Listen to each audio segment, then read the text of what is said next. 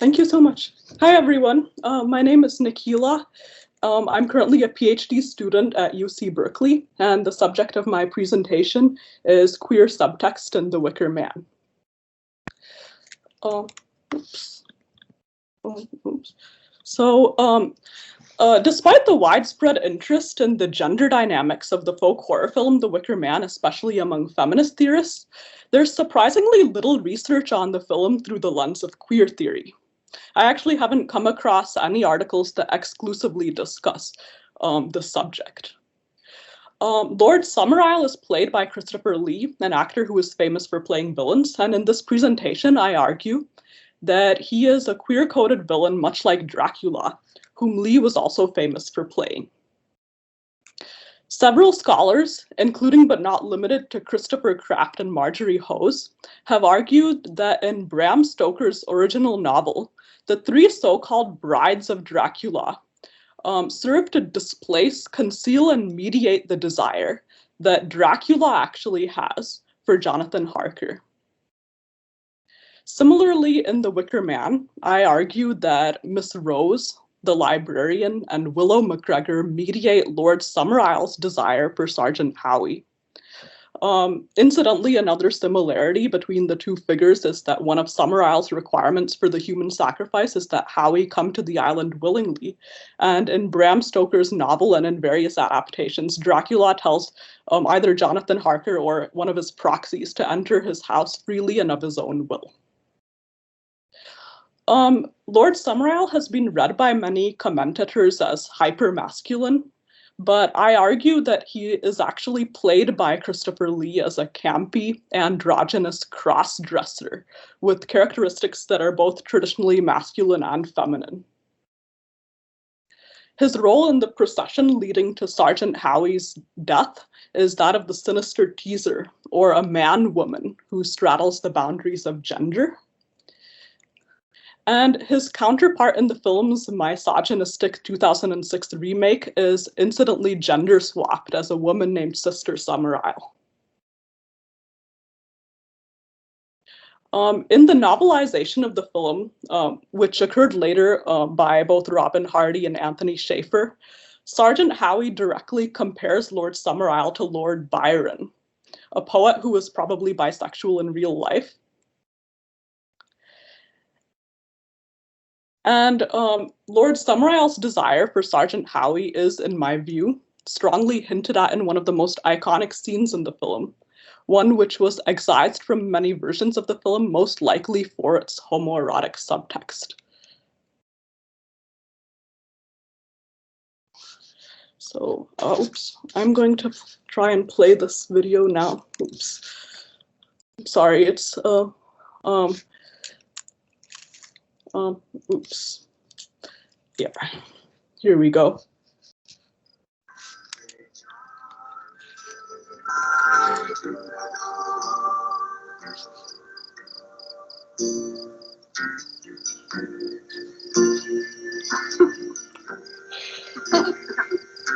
I think I could turn and live with animals.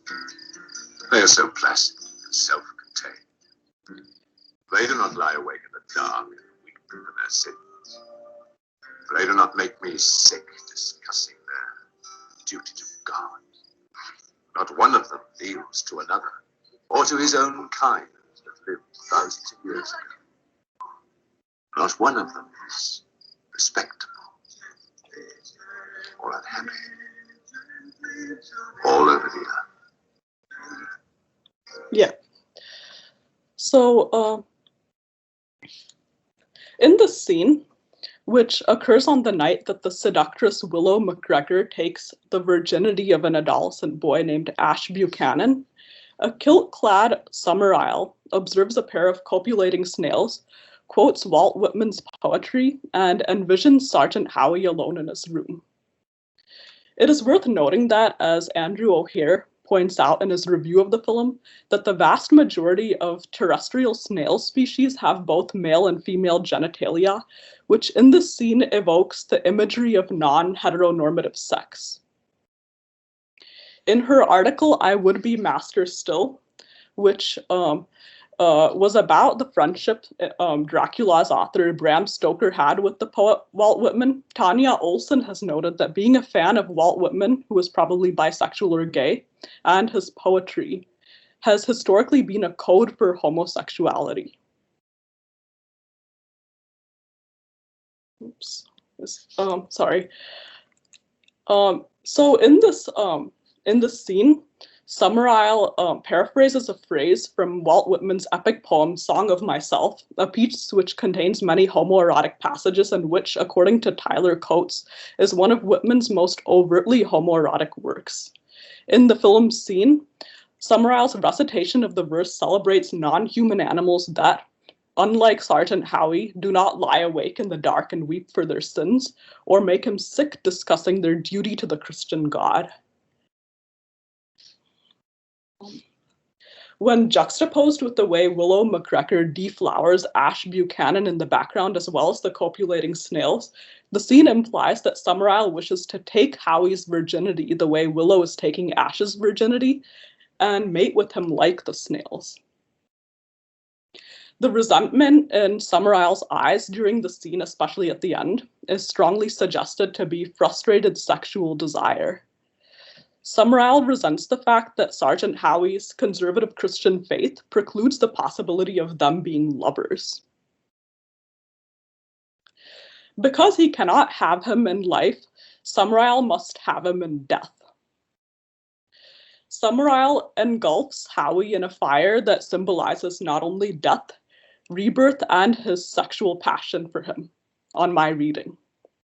He wants desperately to believe that Howie will be reborn or reincarnated, in accordance with the theology of the Islanders, and will return to him in the form of his apple crops.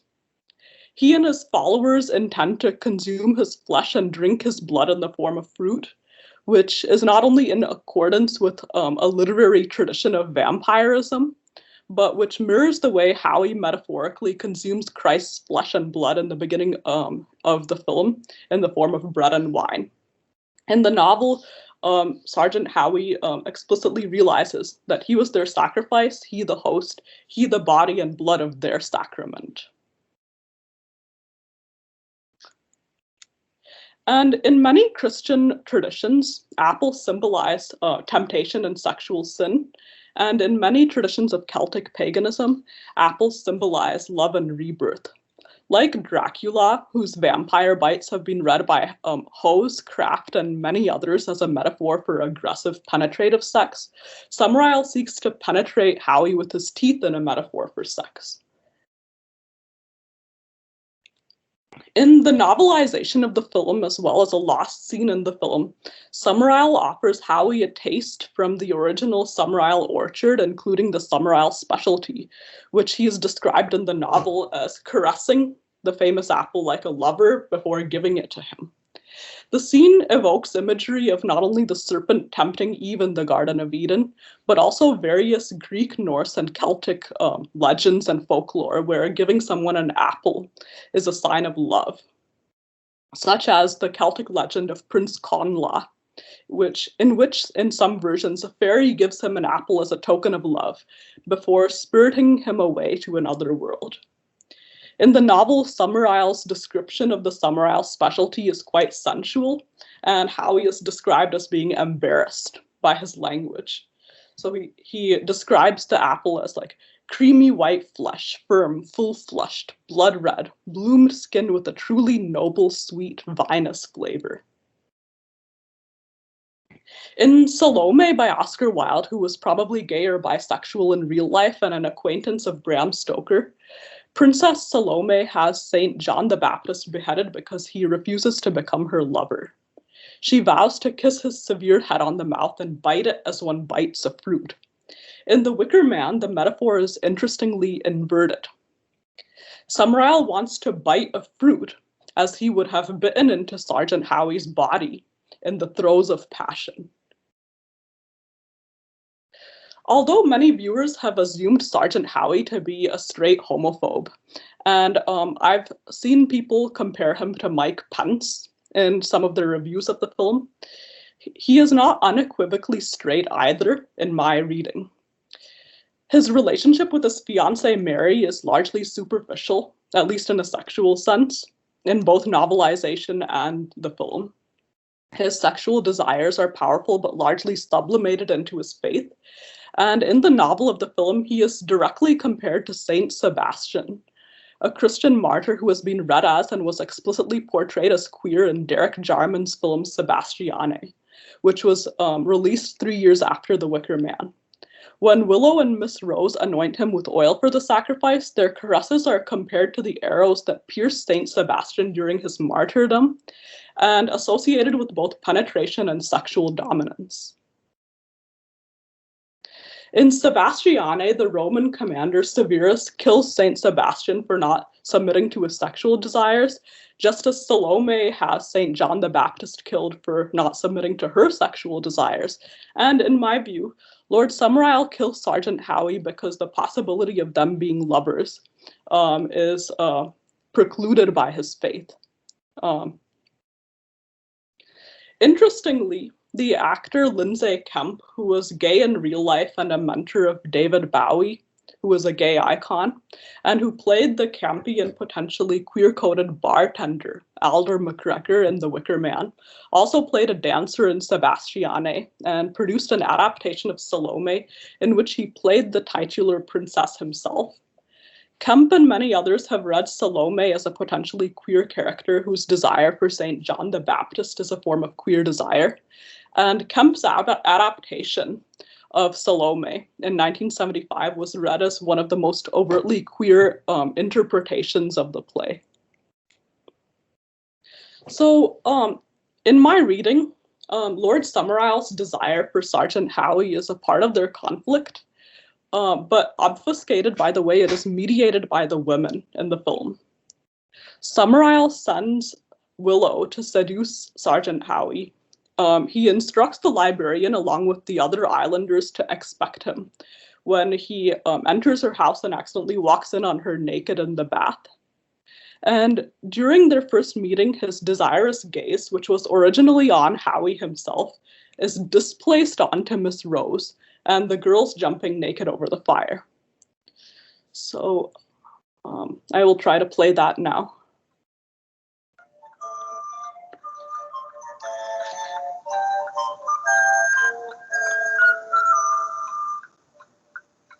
Good afternoon, Sergeant Howie.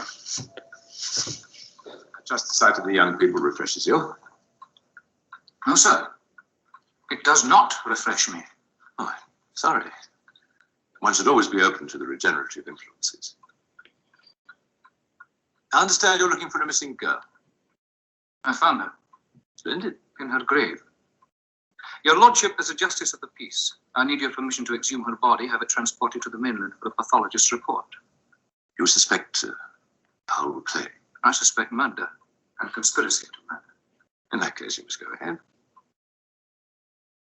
Your Lordship seems strangely unconcerned.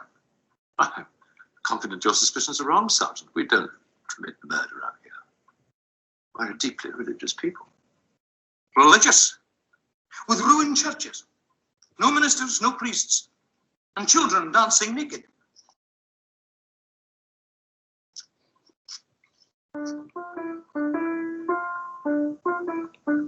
They do love their divinity lessons. But they are naked. Naturally, it's much too dangerous to jump through the fire with your clothes on.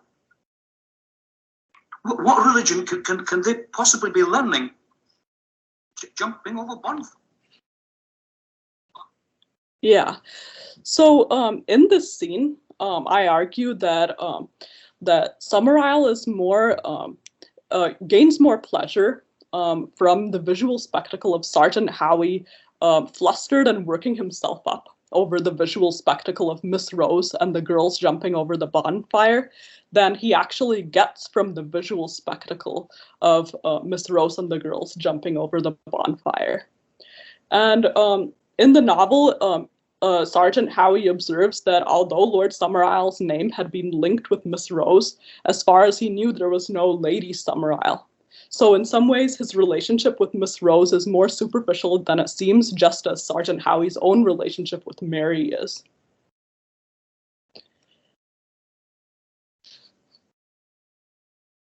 And my conclusion is that much like Sergeant Howie is deceived into believing that the target of Lord Summerisle's sexualized violence and desire is a girl named Rowan Morrison.